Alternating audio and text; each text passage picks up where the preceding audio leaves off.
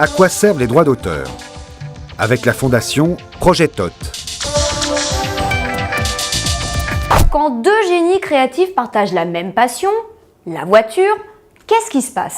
J'avais un problème dans la navigation, dans les bateaux. Je m'étais dit, il n'existe pas de bateau avec le confort d'une limousine Mercedes. Alors j'étais parti d'un raisonnement simple, pourquoi pas prendre ma limousine Mercedes et d'utiliser cette voiture pour faire un bateau autour. Pourquoi mettre une voiture dans un bateau? C'est long. On fait en sorte que, d'abord, il s'agit d'un offshore parce qu'il faut une longueur et il faut une largeur déterminée pour gober une voiture qui est déjà assez imposante. Et de fil en aiguille, d'autres choses se sont rajoutées qui demandent aujourd'hui vraiment de les protéger parce que c'est innovant. On utilise son moteur qui est déjà aux normes Euro 5. Par la boîte à vitesse, on le fait tourner très lentement, donc on prétend, en diminuant nos prétentions en vitesse pure, on prétend qu'il y ait une consommation acceptable.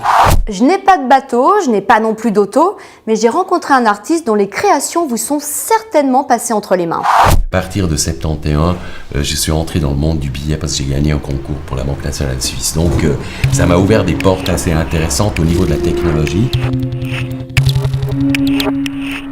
Point important côté design et humanitaire, le musée de la Croix-Rouge à Genève.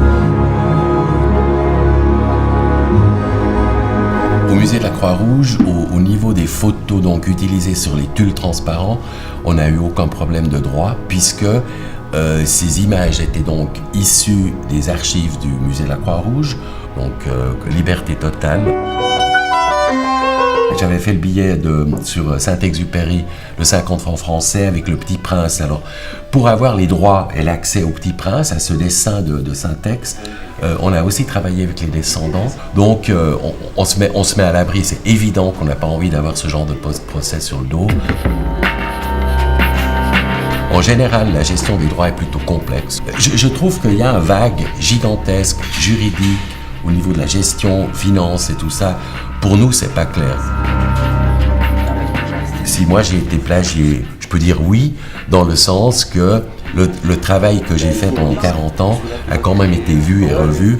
Et c'est clair que chez des jeunes gens, même des jeunes gens qui sont venus apprendre ici à l'atelier, on a vu plus tard, après qu'il y avait... Mais on va pas appeler ça du plagiat, mais c'est sympathique, on fait des petits. À quoi servent les droits d'auteur? Avec la fondation Projet TOT.